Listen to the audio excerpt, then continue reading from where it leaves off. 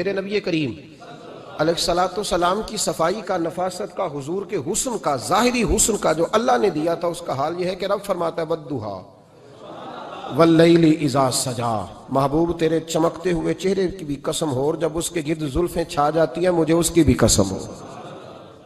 اور حضرت عبداللہ بن رواحہ نبی پاک کے صحابی ہیں، وہ فرماتے ہیں کہ حضور کوئی معجزہ نہ دکھاتے، نہ چاند توڑتے، نہ ڈوبا سورج موڑتے، نہ درختوں سے کلمہ پڑھواتے، کوئی معجزہ نہ دکھاتے، پھر بھی نبی پاک کا چہرہ اتنا خوبصورت تھا کہ لوگوں نے دیکھتے جانا تھا اور کلمہ پڑھتے جانا تھا۔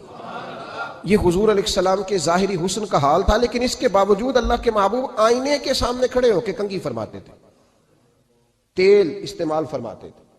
اللہ کے محبوب علیہ السلام اپنے بالوں کے درمیان سے مانگ نکالتے تھے، آدھے بال ایک طرف ہوتے تھے، آدھے ایک طرف ہوتے تھے، اور صحابہ فرماتے ہیں کئی دفعہ حضور امامہ اتارتے تو ان بالوں کے بیچ جو خوشبو لگی ہوتی اس کا رنگ بھی ہم دیکھا کرتے۔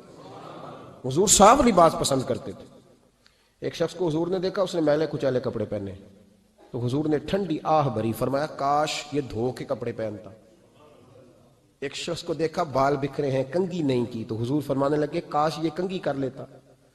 نفاست پسند آدمی پہ نا بوجھ بنتا ہے۔ جو آدمی، آپ کو پتہ ہے کہ امام شافعی تو فرماتے ہیں جمعے والے دن غسل کرنا واجب ہے، مت غسل نہ کرے تو جمعہ ہی نہیں ہوگا۔ اگرچہ ہمارے امام صاحب کے نزدیک سنت ہے۔ یہ سنت کب بنا؟ ایک دن نہ بہت سارے لوگ اپنے اپنے کام سے اٹھے مسجد میں آ گئے، مسجد نبوی میں۔ کوئی کسان تھا تو کھیت سے اٹھ کے آ گیا، کوئی مزدور تھا تو مزدوری سے اٹھ کے آ گیا۔ تو مسجد میں جب بہت سارے لوگ جمع ہوئے نا، تو بعض لوگوں کو دقت محسوس ہوئی، تو رسول کریم علیہ السلام نے فرمایا کتنا ہی اچھا ہو کہ تم جمعے والے دن نہا کے آیا کرو۔ بس وہ صحابہ کا مزاج ہمارے والا نہیں تھا کہ تفصیل بتائیں، حکمت بتائیں، ملے گا کیا، ثواب کتنا، نہ نہائیں تو گناہ، یہ کوئی نہیں۔ حضور نے کہا کہ نہا کے آؤ تو کتنا ہی اچھا ہے۔ پھر کسی صحابی نے کبھی بھی بغیر غسل کیے جمعہ ادا ہی نہیں کیا۔ کسی نے بغیر غسل کے کبھی جمعہ ادا ہی نہیں کیا نا۔ اسلام بڑا خوبصورت دین ہے۔ حضور نے فرمایا جو کچا پیاز کھائے وہ مسجد نہ آئے، پہلے مسواک کرے، دانت صاف کرے، پھر آئے۔ نبی پاک صلی اللہ علیہ وسلم نے فرمایا جو کچی مولی کھائے مسجد نہ آئے۔ مولی کھانا جائز ہے، پیاز کھانا جائز ہے، لیکن منہ سے بدبو آتی ہے۔ نبی پاک علیہ السلام کا ظاہری حسن کیا بات ہے۔ میلاد مبارکہ میں نبی پاک علیہ السلام کی جو چیز بڑی کھل کے واضح ہوتی ہے وہ رسول اللہ کا حسن و جمال ہے۔ آپ کی والدہ سیدہ طیبہ طاہرہ حضرت سیدہ آمنہ رضی اللہ تعالیٰ، اماں جی کہتی ہیں کہ میرے محبوب جب میرے بطن اقدس میں آئے تو جو تکالیف عورتوں کو ہوتی ہے مجھے ان میں سے کوئی تکلیف بھی نہیں ہوئی۔ اور اماں جی کہتی ہیں مجھے کبھی کوئی ثقل، کوئی بوجھ محسوس نہیں ہوا۔ اور فرماتی ہیں کہ جو ولادت کے وقت لوگوں کو، عورتوں کو تکلیف ہوتی ہے مجھے وہ بھی نہیں ہوئی۔ اور فرماتی ہیں کہ نبی کریم علیہ السلام پیدا ہوئے تو ہمیں حضور علیہ السلام کی ناف کو کاٹنا نہیں پڑا، ناف بریدہ پیدا ہوئے، ختنہ شدہ پیدا ہوئے۔ آپ کو پتہ ہے عورتیں غسل دیتی ہیں بچے کو پیدا ہونے کے بعد، لیکن میرے محبوب نے سجدہ ہی کر لیا پیدا ہوتے ہی، امتی امتی کہتے ہوئے پیدا ہوئے۔ حق نے فرمایا کہ بخشا الصلاۃ والسلام، اور پہلے سجدے پر روز ازل سے درود۔ میرے امام فاضل بریلوی کا جو انداز تکلم ہے نا، اس کی بھی حد ہی کوئی نہیں، کوئی حد ہی نہیں۔ کہاں تک ان کی محبت جاتی، کہنے لگے پہلے سجدے پہ روز ازل سے درود، یادگاری یہ امت پہ لاکھوں سلام، یادگاری یہ امت پہ لاکھوں سلام۔ بتائیے بغیر وضو کے، بغیر غسل کے سجدہ ہو جاتا ہے؟ تو حضور نے سجدہ کر کے بتایا کہ اللہ نے مجھے پاک صاف پیدا کیا ہے۔ نبی پاک صلی اللہ علیہ وسلم کی والدہ نے جب یہ باتیں ارشاد فرمائیں تو لوگوں نے پوچھا ان سے کہ اماں جی پھر آپ ایک جملے میں بتائیں کہ ماجرا سارا کیا تھا، آخر ایک ولادت تو ہوئی نا، آپ کے وجود اطہر سے ایک بچہ تو نکلا، تو یہ کیا تھا؟ تو سیدہ آمنہ فرمانے لگی خرج منی نور، بس میرے وجود سے ایک نور نکلا ہے، بس میرے وجود سے ایک، اور روشنی آتی جاتی ہے تو کسی کو تکلیف نہیں دیتی، ایک نور نکلا۔ میرے رسول کریم علیہ السلام کو ظاہری حسن بھی کمال دیا، اور پھر حضور کی نفاست پسندی، صفائی پسندی۔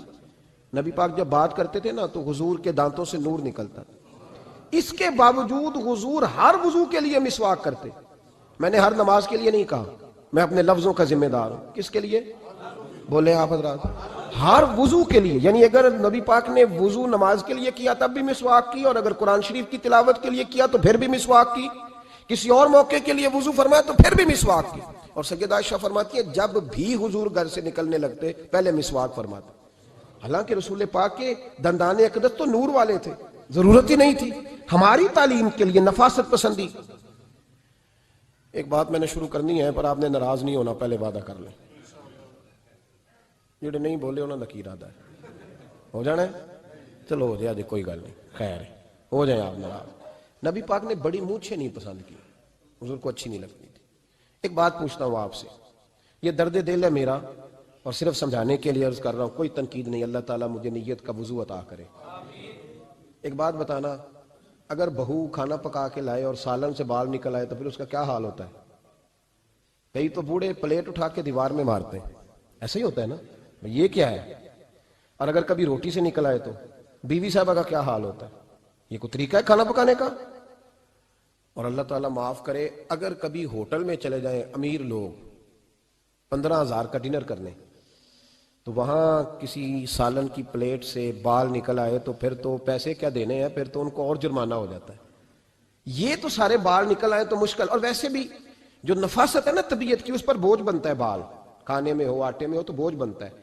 تو بڑی مونچھوں والا دوست بھائی بزرگ جب پانی پیے گا تو بال پانی میں جائیں گے کہ نہیں جائیں گے؟ حکیم اور ڈاکٹر کہتے ہیں کہ کینسر کے مرض کا خطرہ ہے. اب باقی بھی راضی نہ ہو، حضور نے بڑی مونچھیں بھی پسند نہیں کی اور چھوٹی داڑھی بھی پسند نہیں کی. حضور نے فرمایا داڑھیاں بڑھاؤ، مونچھوں کو پست کرو، مشرکین کی مخالفت کرو. اور ایک مقام پہ رسول پاک علیہ السلام نے یہاں تک فرمایا کہ جو مونچھیں پست نہیں کرتا وہ ہم میں سے ہے ہی نہیں. نے سخت لفظ. ایک صحابی تھے، آپ یقین کریں نا، کئی دفعہ دوستوں کو کہنا پڑتا ہے اور کئی دفعہ نا مجھے محسوس ہوتا ہے کہ یار ہم روز ہی کہتے ہیں، لیکن کہتے پتہ کیوں ہے کہ بوجھ بنتا ہے وہ بندہ جو اس طرح کی تباہ کے ساتھ آتا ہے، جو حضور نے پسند نہیں کیا. ایک شخص نبی پاک کے سامنے آیا، قاضی عبد الدائم دائم صاحب نے لکھا ہے، بڑی خوبصورت بات لکھی ہے. کہنے لگے حضور کے سامنے وہ اکثر آیا کرتا تھا تو مونچھیں بڑی تھیں، حالانکہ داڑھی بھی بڑی تھی، مونچھیں بھی بڑی تھی. 2-4 دفعہ حضور نے باتوں باتوں میں تحت اللفظ سمجھایا. کچھ بندے نہیں سمجھتے، تحت اللفظ سمجھاؤ یا بڑا کھول کھول کے سمجھاؤ پر بات سمجھنے کو تیار نہیں ہوتے. پتہ نہیں کیا ایسا حسن ہے بھئی، جو حسن نبی پاک نے پسند نہیں کیا وہ کبھی حسن ہو سکتا ہے، کبھی خوبصورتی ہو سکتی ہے. وہ کسی کا ذاتی کلچر تو ہو سکتا ہے پر دین کی تہذیب نہیں. نبی کریم علیہ السلام نے کئی دفعہ سمجھایا تو ان کی سمجھ میں بات نہ آئی. ایک دن وہ بیٹھے ہوئے تو حضور نے ایک صحابی سے فرمایا کینچی لاؤ. کہنے لگے میں سمجھ گیا کہ میرے ساتھ کچھ ہونے لگا ہے. ساتھ ہی حضور نے فرمایا ایک مسواک بھی لانا. کہنے لگے میں نے کہا بچت ہو گئی، میرے تو دانت صاف ہے. تو یہ شاید اس کی بات ہونے لگی ہے جس کے دانت بھی ٹھیک نہیں. دونوں چیزیں جب آ گئی نا تو حضور اٹھے اور نبی پاک نے مسواک ان کے ہونٹوں پہ رکھی. اسی سے آبی ہونٹوں کے اوپر مسواک رکھ کے تو اوپر سے حضور نے مونچھیں کاٹ لی. فرمایا یہ نہ ایسا کرو، یہ چیز مجھے پسند نہیں ہے. حضور نے نفاست پسندی کو. اب تو اللہ تعالیٰ خیر کرے ملانگا آ گئے مارکیٹ میں، ملانگ درویشی فقیری، ان کے پاس رش بھی زیادہ ہے، ان کے درباروں پہ بھی رش زیادہ ہے. جی کہتے ہیں حضرت صاحب درویش آدمی ہے. بھئی روٹی تو پورے ٹائم پہ کھاتا ہے، مونچھیں کٹوانے میں ہی درویش ہو گیا. نہ بال کٹواتا ہے نہ مونچھیں کٹواتا ہے. یہ گرو نانک کی تعلیمات ہیں، یہ نبی پاک کی تعلیم نہیں. وجود کا کوئی بال نہ کٹوانا یہ سکھوں کا طریقہ ہے. مسلمانوں کا یہ انداز، یہ کدھر کی فقیری ہے؟ دین کوئی غلاظتوں والا معاذ اللہ کہ بابا کپڑے نہیں بدلتا، بابا غسل نہیں کرتا، بابا بال نہیں کٹواتا. بابا ہے پاگل ہے. قطعی طور پر کوئی فقیری نہیں. فقیری صرف وہ ہے جو میرے نبی نے کیا ہے صلی اللہ تعالی. اس منبر پر بیٹھنا فقیری ہے چونکہ حضور ہر جمعے بیٹھا کرتے تھے. مصلی پہ نماز پڑھانا فقیری ہے چونکہ حضور ہر جمعے ہر 5 نمازوں کی حضور امامت فرماتے. دین کی تبلیغ کرنا فقیری ہے جو میرے نبی پاک کیا کرتے. خلاف پیغمبر کسے راہ گزیر، وہ فقیری نہیں، وہ تماش بھی نہیں ہے، لوٹنے کا طریقہ ہے. اس کے علاوہ کوئی سٹائل نہیں. فقیری صرف وہ ہے جو رستہ میرے رسول پاک نے ہمیں عطا فرمایا، اس سے ہٹ کر کوئی فقر نہیں. میری بات کی سمجھ آ گئی آپ حضرات کو؟ نبی پاک علیہ السلام صاف لباس، اچھے کپڑے، اجلا انداز. اچھا جو بات جہاں میں لے کے جانا چاہ رہا ہوں اس کو سمجھیں. ایک آدمی ظاہری طور پر بڑا خوبصورت ہو پر کپڑے میلے کچیلے پہنے، وہ بھی بندہ اچھا نہیں لگتا. ظاہری بھی حسن ہو، کپڑے بھی اس کے صاف ہوں، لیکن بولے سخت، باتیں ترش کرے، تلخ جملے بولے تو اس کی بھی ساری پرسنالٹی ڈیمیج ہو جاتی، ختم.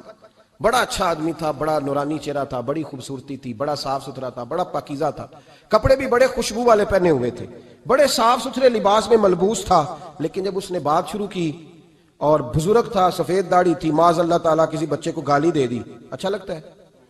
مجھے بتائیں اس کے پاس بیٹھنے کو دل چاہتا ہے؟ اس کی ساری پرسنالٹی جو ہوتی ہے وہ خراب ہو جاتی ہے. شخصیت کا جو ایک بھرم ہوتا ہے وہ ٹوٹ جاتا ہے. ایک روایت میری نظر سے گزری اور کیا ہی انداز ہے، امام زرقانی نے لکھی. ایک صحابی ہیں حضرت ابو کرسافہ رضی اللہ تعالیٰ عنہ، حضرت ابو کرسافہ رضی اللہ تعالیٰ عنہ فرماتے میں چھوٹا تھا، میری اماں اور میری خالہ مجھے ساتھ لے گئیں. میں نے کہا کہاں جانا ہے؟ کہنے لگے آؤ نبی پاک کا کلمہ پڑھنے جانا ہے. پڑھیے درود شریف صلی اللہ، سارے پڑھیے، پھر پڑھیے ایک دفعہ صلی اللہ تعالیٰ علیہ. حضور کا ذکر ہو تو فوراً درود پڑھنا چاہیے. نبی کریم علیہ السلام کی بارگاہ میں نا میری خالہ اور میری اماں دونوں مجھے ساتھ لے گئیں کلمہ پڑھنے. کہتے ہیں جب ہم حضور کی بارگاہ میں پہنچے، کلمہ پڑھا، واپس آئے تو میری اماں اور میری خالہ آپس میں بات کرنے لگی. میری خالہ کہنے لگی تو نے دیکھا ہے ان کا بولنا کتنا مزیدار تھا. میری خالہ کہنے لگی تو نے تو وہ دیکھا ہے، لیکن وہ جو غلام آیا تھا اس کے ساتھ ان کا رویہ کتنا پیارا تھا. تو نے دیکھا جب وہ کھانا کھا رہے تھے تو پہلا خیال انہوں نے ہمارا کیا. بار بار وہ ان کا ذکر کرتی، کہتے آپس میں حضور کی شانیں بیان کرتی، میری اماں بھی میری خالہ بھی. بالآخر بات لمبی ہو گئی تو میری اماں بولی، کہنے لگی بس کر، ہم کتنی عظمتیں بیان کریں گے، مجھے تو 3 باتیں سمجھ میں آئی ہیں. کتنی؟ 3 باتیں مجھے سمجھ میں آئی ہیں. کہا وہ کیا؟ تو کہنے لگی ما رأینا مثل حاضر الرجل احسن وجہا ولا القا صوبا ولا البنا کلاما. کہنے لگی مجھے تو 3 باتیں سمجھ میں آئی ہیں کہ نہ اتنا خوبصورت چہرے والا کوئی شخص دیکھا ہے، اور نہ اتنے صاف کپڑوں والا کو دیکھا ہے، اور نہ ہی اتنی میٹھی بولی بولنے والا کوئی دیکھا ہے. تینوں باتوں کی کمال ہے. ظاہری حسن بھی کمال، کپڑوں کی صفائی بھی کمال، اور رسول پاک کا بولنا بھی کمال، لب و لہجے میں مٹھاس بھی خوبصورتی والی. یہ اصل حسن ہے کہ ظاہراً بھی انسان بڑا منزہ ہو، باطناً بھی بڑا صاف ستھرا ہو. میرے رسول پاک علیہ السلام کا طریقہ مبارکہ پتہ کیا تھا؟ حضور صلی اللہ تعالیٰ علیہ وآلہ وسلم جب مسجد میں نماز پڑھ لیتے تو حضرت جعفہ رضی اللہ تعالیٰ عنہ فرماتے، بخاری کی حدیث ہے، فرماتے ہیں میں مدینہ شریف میں آیا تو حضور نماز پڑھ لیتے تو صحابہ نبی پاک کے پاس آتے اور حضور کا دست مبارک پکڑ کے پہلے چومتے پھر چہروں پہ ملتے. پہلے چومتے پھر چہروں پر. نبی پاک کے صحابہ حضور کے قدم بھی چوما کرتے، قدموں میں جھکا کرتے تھے. یہ تو بھائی اس وقت پتہ چلتا ہے جب کسی سے پیار ہو جاتا ہے، جب کسی بندے سے. میں اکثر مثال دیا کرتا ہوں اکثر کہ کسی کا بچہ پیشاب کرے تو کہہ آتی ہے، الٹی آتی ہے، لیکن اپنا بچہ بالوں میں بھی کر دیتا ہے، پھر کوئی کہہ نہیں آتی چونکہ اپنا ہے نا، پیار ہو گیا نا. اب وہ کیفیت جب کسی سے محبت ہو جاتی ہے نا تو کچھ چیزیں صرف سمجھنے کی نہیں، کچھ چیزیں ایسی ہوتی ہیں جو محسوس کرنے والی ہوتی. اس نے کہا تھا عشق ایک ڈھونگ ہے. میں نے کہا تجھے عشق ہو خدا کرے، پھر کوئی تجھے اس سے جدا کرے، تو اسے تسبیحوں پہ پڑھا کرے، تو اسی کا نام جپا کرے، تو گلی گلی پھرا کرے، پھر میں کہوں کہ عشق ایک ڈھونگ ہے اور تو نہیں کہا کرے. پھر میں کہوں کہ عشق ایک ڈھونگ ہے اور تو. اس نے کہا تھا عشق ایک ڈھونگ ہے تو میں نے کہا تجھے عشق ہو خدا کرے. بھائی یاد رکھو جب انسان کو محبت ہوتی ہے تو پھر اس کے انداز بدل جاتے ہیں، اس کے طور طریقے تبدیل ہو جاتے ہیں. وہ میں اکثر ایک بات کہا کرتا ہوں، میں کہتا ہوں بچہ باہر سے برگر کھا کے آ جاتا ہے رات کو، اماں کہتی بیٹے روٹی کھا لو، کہنا تو گوبھی پکائی میں نہیں کھانی، حالانکہ برگر کھا آیا ہے، دور سے کھا آیا ہے.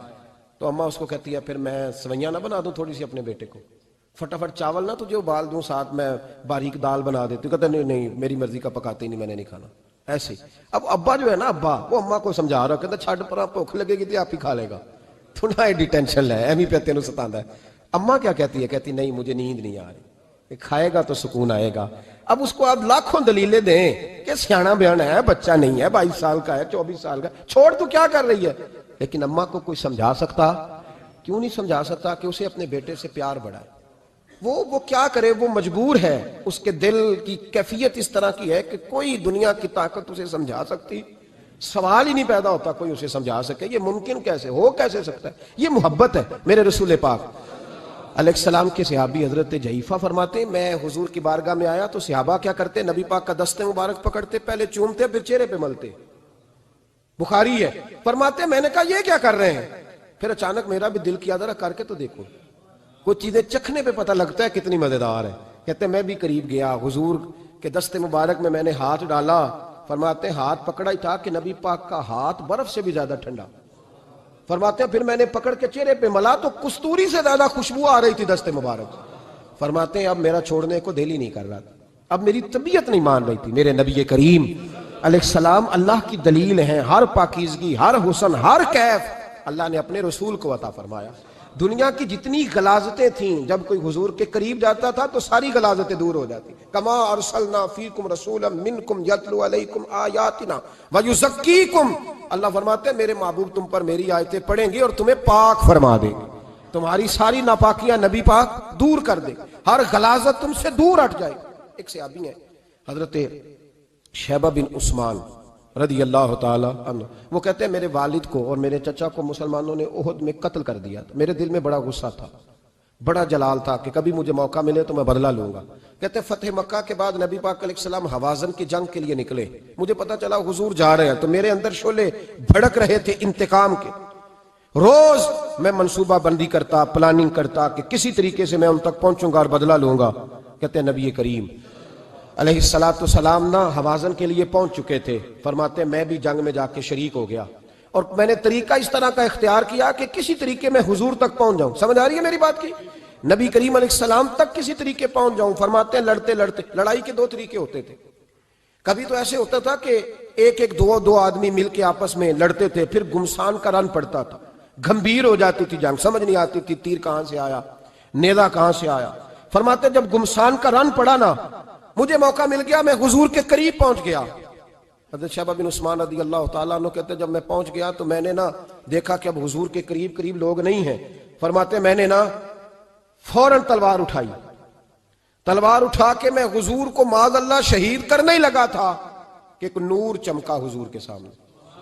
پڑھیے درود صلی اللہ علیہ وسلم۔ کہتے ایک نور چمکا، اتنی تیزی تھی اس نور میں کہ میری آنکھیں بند ہو گئی، میرے ہاتھ سے تلوار گر گئی، آنکھیں چندھا گئی میری۔ فرماتے تلوار میرے ہاتھ سے چھوٹ گئی۔ اب جب وہ روشنی مدھم ہوئی نا تو میں نے دیکھا نبی پاک سامنے کھڑے مسکرا رہے ہیں۔ میں نے کر دیا، آپ نے سن لی، ذرا دیکھو تو صحیح، جو تلوار لہرائے اسے دیکھ کے بھی کبھی کو مسکرایا ہے، جس نے تلوار ہی لہرا دی، جو شہید کرنے ہی لگا تھا، پہنچ گیا تھا۔ لیکن یہ اخلاق میرے رسول پاک کا ہے صلی اللہ اعلیٰ حضرت فاضل بریلوی کا ایک شعر میں نے پڑھا۔ کئی کچھ چیزیں ایسی ہوتی ہیں جو بس نا وہ آتی تو سامنے ہیں لیکن وہ اتنا لطف دے جاتی ہیں کہ ٹھنڈا ہو جاتا ہے مزاج۔ رات کو میں شعر پڑھ رہا تھا اعلیٰ حضرت کا فاضل بریلوی رحمت، اور میں نے شعر پڑھا تو مجھے اچھا لگا سنانا۔ ایک دوست کو میں نے فون کیا، میں نے کہا یار ذرا شعر تو سن لے، یہ پہلی دفعہ نظر سے گزرا ہے، ابھی سیدھا سادہ لیکن روح تک اتر گیا۔ اعلیٰ حضرت فرمانے لگے نبی پاک کے بارے میں، فرمانے لگے سیدھی سیدھی روش پر کروڑوں درود، سیدھی سیدھی روش پر، بالکل سیدھی ہے حضور کی باتیں، کسی پیچیدگی کی ضرورت نہیں۔ کہنے لگے سیدھی سیدھی روش پر کروڑوں درود، سادی سادی طبیعت پہ لاکھوں سلام، سادی سادی طبیعت پہ سیدھی سیدھی روش پر کروڑوں درود اور سادی سادی طبیعت پہ لاکھوں سلام۔ میرے نبی کریم صلی اللہ علیہ وسلم مجھے دیکھ کے مسکرائے، اور فرمایا جب حضور مسکرائے نا تو میں نبی کریم علیہ السلام کو دیکھ کے حیران ہوا کہ میں نے تلوار تانی تھی اور حضور نے مسکرانا شروع کیا۔ فرماتے اب حضور نے مجھے بلایا، آواز کے ساتھ نہیں بلایا، حضور نے اشارہ کیا یوں کر کے، فرمایا ادھر آؤ نا۔ فرماتے مجھے اب یہ بھی سمجھ نہیں آئی کہ کس نے مجھے اٹھا کے حضور کے قریب کر دیا۔ فرماتے میں نبی کریم کے قریب گیا تو حضور نے میرے دل پر 3 تھپکیاں دی۔ ایک تھپڑ ہوتا ہے، ایک تھپکی ہوتی ہے، پتہ ہے نا فرق کا؟ ایک تھپڑ کو مارے تو جلال آتا ہے اور تھپکی دے تو پیار آتا ہے۔ کہتے ہیں حضور نے 3 تھپکیاں دی اور دی بھی میرے دل پر، 1 پھر 2 پھر 3۔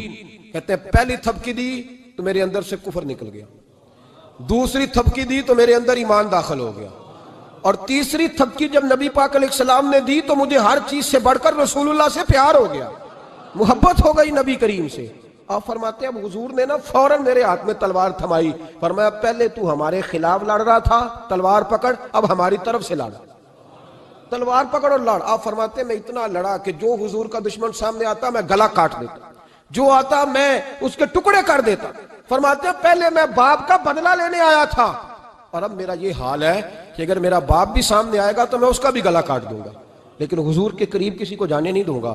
حضرت شیبہ بن عثمان کہتے ہیں جنگ ختم ہو گئی، حضور خیمے میں گئے، میں بھی گیا، اب نبی پاک لوگوں سے باتیں کر رہے ہیں، حضور لوگوں سے باتیں کر رہے ہیں، میں ایک کونے میں بیٹھا سوچ رہا ہوں کہ میں تو بدلہ لینے آیا تھا، یہ میرے ساتھ ہوا کیا؟ حضور لوگوں سے باتیں کرتے جا رہے ہیں، میں سوچتا جا رہا ہوں کہ میں تو انتقام لینے آیا، یہ کیا معاملہ ہوا؟ کہتے ہیں محبوب نے اچانک میری طرف نظر اٹھائی اور فرمانے لگے شیبہ ایک ارادہ تو نے کیا تھا جو غلط تھا، اور ایک ارادہ میرے رب نے کیا ہے اور تیرے اوپر فضل فرما دیا ہے۔ فرماتے حضور نے اب مجھ سے فرمایا کوئی خواہش ہو تو بتاؤ، مانگ لو کچھ مانگنا ہے تو۔ میں نے عرض کی یا رسول اللہ میری بخشش کی دعا کر دیں، بڑا میرا خوفناک ماضی ہے، میں اسلام کا بڑا دشمن رہا ہوں۔ حضور دعا کر دیں یاد ماضی عذاب ہے یا رب چھین لے مجھ سے حافظہ میرا، یا رسول اللہ بڑے گناہ ہیں میرے دعا کر دیں. کہتے میں نے دعا کے لیے کہا اور حضور پھر دوسرے لوگوں سے باتیں کرنے لگ گئے، کبھی اس سے کبھی اس سے کبھی اس سے. میں سوچنے لگا کہ میری بات کا کوئی جواب ہی نہیں آیا. جب تو 3 بار میں نے سوچا تو میرے کریم نے پھر توجہ میری جانب کی اور فرمایا تو نے بخشش کی دعا کا کہا تھا، میں نے سن لیا ہے، رب کریم نے تیری بخشش فرما دی ہے، اللہ نے تجھے بخش دیا ہے، تیری خطائیں رب کریم نے معاف کر دی. نبی پاک کے دست مبارک کی برکت. رسول پاک ایک صحابی تھے حضرت فرقد ان کا نام تھا رضی اللہ تعالی.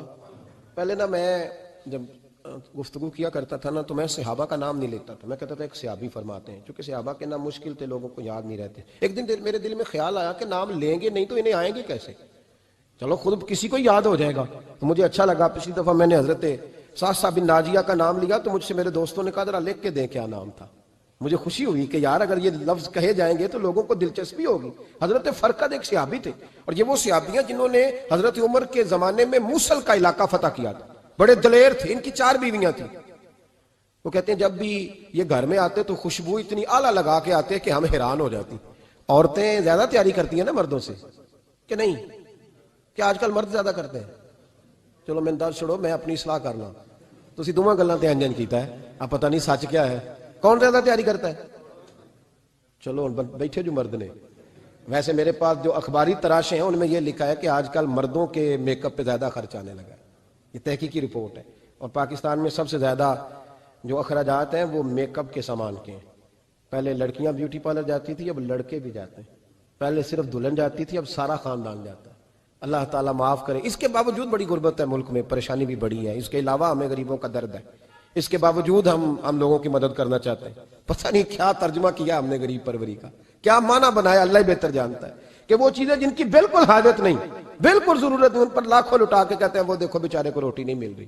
تو بھائی آپ مہربانی کرتے خالی کنگھی کر لیتے، باقی پیسے غریب کو دے دیتے. لیکن چلے معیار ہے نا ہمارا، اپنا معیار ہے، اس پر میں جاتا نہیں، بات نہیں کرتا.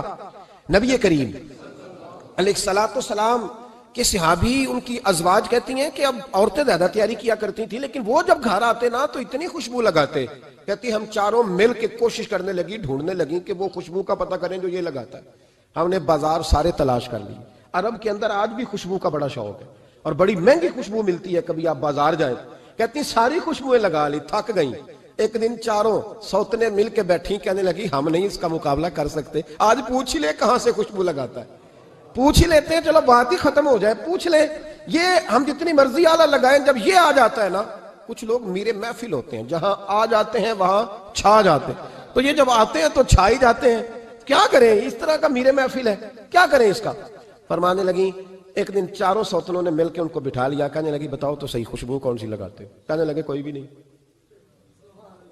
کبھی لگائی نہیں، آج تک نہیں لگائی. تو کہتے ہیں بیویاں کہنے لگی صحابہ تو غلط بیانی نہیں کرتے، پر آپ کیا بات کر رہے ہیں، یہ کیسے ہو سکتا ہے کہ آپ آتے ہیں تو ہم حیران ہو جاتی ہیں. فرمانے لگے جس دن کی تم لگی ہوئی ہو نا میری خوشبو کا مقابلہ کر دے، مجھے پہلے دن کا پتہ ہے. تو میں نے کہا چلو زور لگا ہی لیں، دیکھ ہی لیتے ہیں کہاں تک بات جاتی ہے تمہارے پاس جتنا زور لگا لو.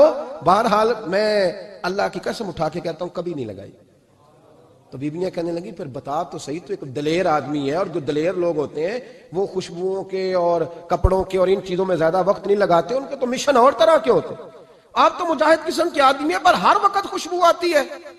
تو حضرت فرقد رو پڑے، کہنے لگے بیمار ہو گیا تھا، لاچار ہو گیا. حکیموں طبیبوں نے انکار کر دیا. وجود پر میرے آبلے نکل آئے، پھنسیاں بن گئی، ان میں پیپ بھر گئی، بیٹھ نہیں سکتا تھا، اٹھ نہیں سکتا. جب تھک گیا نا تو دروازہ رسول پہ چلا گیا. جب تھک گیا طبیبوں کا تھکایا ستایا حضور کی بارگاہ میں، کہا محبوبہ دیکھے تو صحیح میرا کیا حال. حضور ذرا دیکھ کے، چل نہیں سکتا، سو نہیں سکتا، بیٹھ نہیں سکتا، تیرے علاوہ غم کسے بتاؤں. کہتے ہیں حضور نے فرمایا 70 ڈھانپ لے، باقی سارے کپڑے اتار دے. 70 ڈھانپ لے. کہتے ہیں ٹخنوں سے لے کر ناف تک میں نے 70 ڈھانپ لی، باقی سارے کپڑے اتارے. حضور کیا کریں گے؟ فرماتے ہیں نبی پاک نے دست مبارک اٹھایا، برف سے ٹھنڈا، کستوری سے زیادہ مہکنے والا. فرماتے ہیں پورے وجود پر میرے حضور نے دست مبارک ایک دفعہ لگا دیا، اب جدھر جدھر سے گزرتا ہوں ساری دنیا خوشبو سے بھر جاتی ہے. یہ نبی پاک کا دیا ہوا نور ہے، یہ حضور کی عطا کردہ شفا ہے، یہ رسول پاک کے حسن کی خیرات ہے. ایک شاعر نے ایک فکرہ کا کمال کر دی، کہنے لگا ظلمت کو ان کے نور نے کافور کر دیا، جس پر پڑی نظر اسے بھی نور کر دیا۔ رسول پاک علیہ السلام کے دست خیر میں وہ برکات تھیں۔ حسن کی دو قسمیں ہوتی ہیں، ایک حسن ہوتا ہے ملمہ سازی والا، بیوٹی پارلر والا، ایک حسن ہوتا ہے باطن کا۔ بچے پتہ کیوں خوبصورت ہوتے ہیں؟ اس پر علماء مناطق نے بحث کی ہے، محدثین نے لکھا ہے۔ بچہ گدھے کا بھی ہو تو پیارا لگتا ہے، چھوٹا بچہ اگر اس کا رنگ بہت گورا نہ بھی ہونا، صرف چھوٹا ہو، وہ پیارا لگتا ہے، اس میں ایک جاذبیت ہوتی ہے۔ اس پر ہمارے مفسرین نے، محدثین نے، علماء مناطق نے ایک بحث کی ہے۔ وہ کہتے ہیں اصل بات یہ ہے کہ بچے جھوٹ نہیں بولتے، بددیانتی نہیں کرتے، دھوکہ نہیں کرتے۔ یہ جو اندر کی عیاریاں ہوتی ہیں نا، چہرہ بھی خطرناک کر دیتی ہیں، اور جب اندر حسن ہوتا ہے تو باہر بھی حسن ہی ہوتا ہے۔ بچے میں کوئی مکاری عیاری نہیں ہوتی، فساد نہیں ہوتا، نیت میں فطور نہیں ہوتا، کسی کو لوٹنے کا ارادہ نہیں، کسی کو شیشے میں اتارنے کا پروگرام نہیں بتاتا۔ بچہ چرب زبان نہیں ہوتا، اس کو طریقہ نہیں ہوتا، وہ لوگوں کو قائل کرنے کے ہر وقت دوڑتا نہیں، الٹی سیدھی گیمیں نہیں چلاتا، کیونکہ اندر حسن ہوتا ہے تو وہ حسن اس کے چہرے پر معصومیت بن کے آتا ہے۔ سمجھ آ رہی ہے میری بات کی؟ اس کی دلیل میرے رسول پاک علیہ السلام نے بخاری میں فرمایا اللہ کا ولی وہ ہے جس کا چہرہ دیکھو تو اللہ یاد آ جائے۔ اب یہاں یہ نہیں فرمایا گورا چٹا ہو، خوبصورت ہو، بس اس کے چہرے میں معصومیت ہوتی ہے، وہ سچا ہوتا ہے، وہ کھرا ہوتا ہے، اس کا حسن چہرے پہ آتا ہے۔ میرے رسول کریم علیہ السلام کا جو حسن تھا نا، وہ اندر کی صداقت کی روشنی تھی، وہ اندر کے کیف کا نور تھا جو حضور کے چہرے پر عیاں ہوتا تھا۔ اس لیے نبی پاک کا چہرہ جو تھا وہ آنکھیں چدھیاتا نہیں تھا، بلکہ آنکھوں کو اچھا لگتا تھا۔ شاہ عبد الرحیم صاحب محدث دہلوی شاہ ولی اللہ صاحب کے والد ہیں، اور ہمارے بر صغیر پاک و ہند میں جتنے بھی مسالک ہیں یہ سارے شاہ ولی اللہ صاحب کے شاگرد بنتے ہیں۔ وہ کہتے ہیں میرے ابا جی نے خواب دیکھا اور خواب میں انہیں رسول اللہ کا دیدار نصیب ہوا۔ تو نبی کریم علیہ السلام کی بارگاہ میں شاہ ولی اللہ صاحب کے ابا جی کہنے لگے حضور ایک بات بڑی اڑ گئی ہے میرے دل میں، بڑی، تو کتابوں سے جواب نہیں ملا، آج رب کریم نے موقع دیا ہے اس سوال کا جواب۔ تو عبد الرحیم پوچھو کہ یا رسول اللہ حضرت یوسف کا حسن دیکھ کے لوگوں نے انگلیاں کاٹ لی، پر آپ کو تکنے والے تکتے ہی رہے، کوئی بھی ہوش نہیں ہوا، کسی نے انگلی نہیں کاٹی۔ تو کہتے ہیں محبوب نے فرمایا عبد الرحیم رب کریم نے اپنی غیرت کے ساتھ میرے حسن پر 70,000 پردے ڈالے، یہی بہتر ہے کہ پردوں میں وہ پردہ پوش رہے، وہ اگر پردے اٹھا دے تو کسے ہوش رہے۔ فرمایا 70,000 پردوں میں چھپا ہوا حسن ہے، ورنہ کسی کی طاقت تھی کوئی بات کر سکتا، جرت تھی کسی شخص کی؟ میرے حبیب پاک سید عالم حضرت عبداللہ ابن سلام رضی اللہ تعالیٰ عنہ اہل یہود کے بڑے عالم تھے۔ فرماتے ہیں میں تورات زبور انجیل کا جاننے والا تھا۔ جس دن حضور مدینہ طیبہ ایک قصوہ نامی اونٹنی پر بیٹھے تھے، میں حضور سے مناظرہ کرنے، بحث کرنے آیا، میرے ساتھ میرے شاگرد تھے، ارادہ تھا بحث کروں گا، نبی پاک کو بڑے معاذ اللہ کڑوے کڑوے سوال کروں گا۔ کہتے ہیں حضور بیٹھے تھے قصوہ نامی اونٹنی پہ اور گردن مبارک جھکی ہوئی، ہونٹوں پر حضور کے زیر لب ہلکی سی مسکراہٹ تھی۔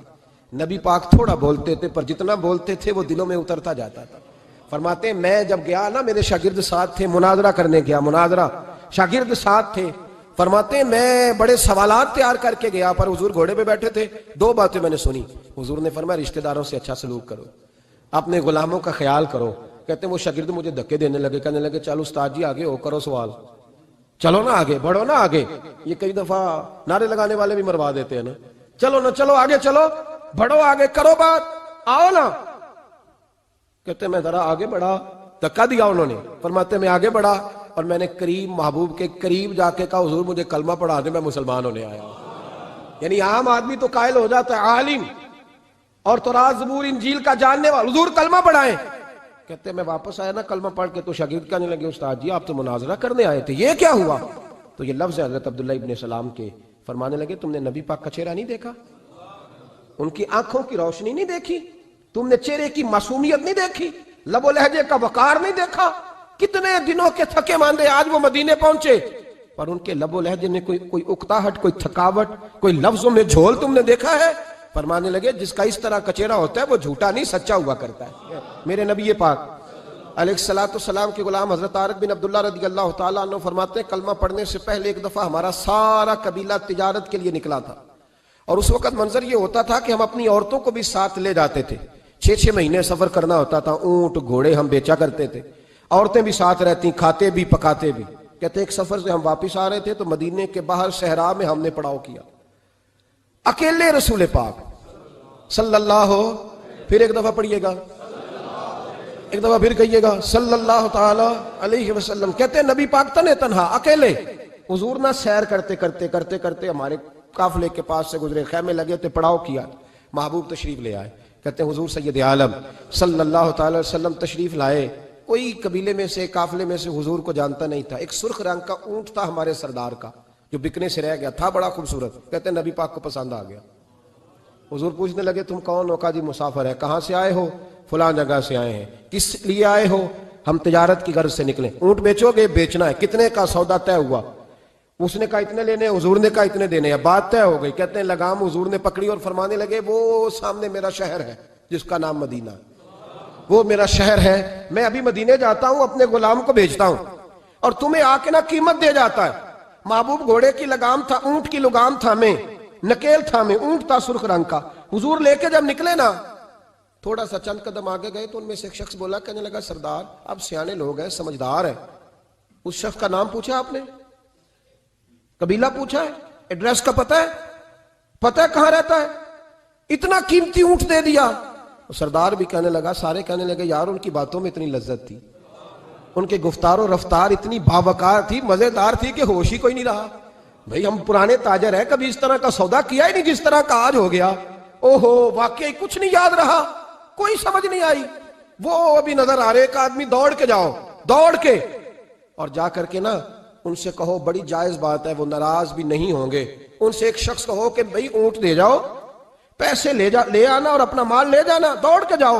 ایک شخص دوڑنے لگا تو سردار کی بیوی خیمے کے اندر تھی, پردے کے پیچھے سے بولی, کہنے لگی خبردار کوئی پیچھے نہ جائے, اگر پیسے مل گئے تو ٹھیک ہے, نہ ملے تو میں دے دوں گی, کوئی پیچھے نہ, کوئی نہ جائے پیچھے. سردار کہنے لگا تو جانتی ہے؟ کہنے لگی نہیں. کہا گارنٹی کیوں دے رہی ہے؟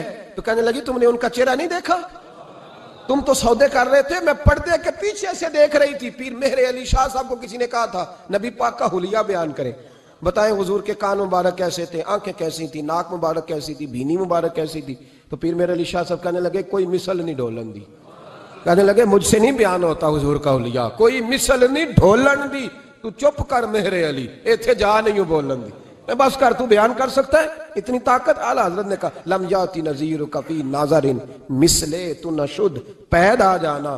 کہا حضور مثال تو تب آپ کی بنے گی نا, کوئی آپ کی طرح کا پیدا تو ہوگا, تبھی مثال بنے گی, تو جب ہوا ہی نہیں تو مثال کیسے بنے گی. کہنے لگی کوئی نہ جائے, نہ پیسے آئے تو میں دے دوں گی.